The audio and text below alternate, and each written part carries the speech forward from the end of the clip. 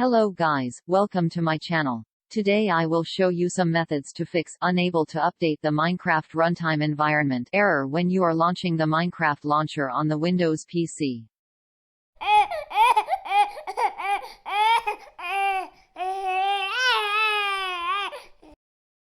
Method 1. Run Minecraft launcher as an administrator. First of all, navigate to where the Minecraft launcher resides. Then, right-click on the launcher and from the drop-down menu, choose the Run as Administrator option. On the Follow-up User Access Control dialog box, simply click the Yes button.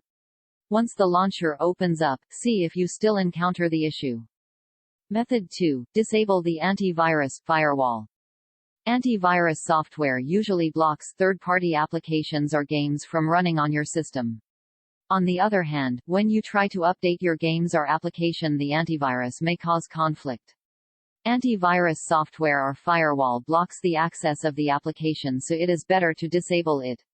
So, it is recommended to turn off your antivirus software to prevent any errors or bugs. Method 3. Download alternate Minecraft launcher. Visit the Minecraft Alternative Download Options website.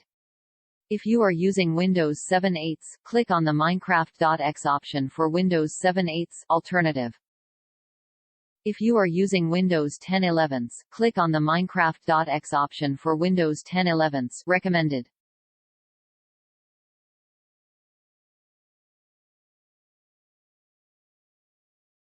After you have downloaded it on your system, go ahead and install it to see if the error message still appears.